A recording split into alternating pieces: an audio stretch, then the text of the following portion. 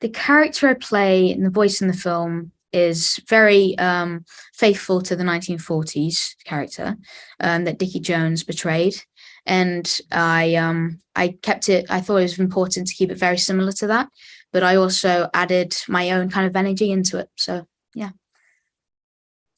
I think everyone knows the scene where Pinocchio is in the cage and his nose grows as he's telling the lies. So off the top of my head, that's probably the most the most known Pinocchio scene. I'd say that's one that I always remember, and I think like everyone else also does. It was amazing. Like someone as legendary as Robert Zemeckis directing you, like it was like a dream come true, right? And like there were times on set where we'd be doing it and it was really collaborative. Like I'd say it and he'd be like, yeah, Ben, okay, a bit higher, and we worked together on getting it where we both wanted it, and yeah, it was really great. Well, audience can look forward to seeing both like faithfulness to the original, but also a few new things, like a few new songs or a few new characters here and there. But I don't want to spoil anything, so tune in.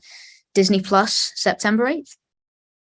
One of my favorite memories was on like the first day that I was in the studio on set.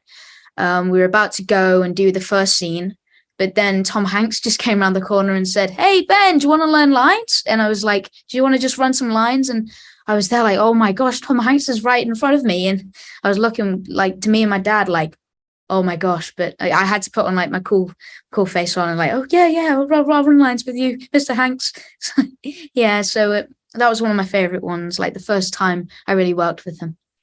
I'd say the story of Pinocchio has lasted so long is because it's so magical and it's got so many rich morals in it, like the moral of truthfulness.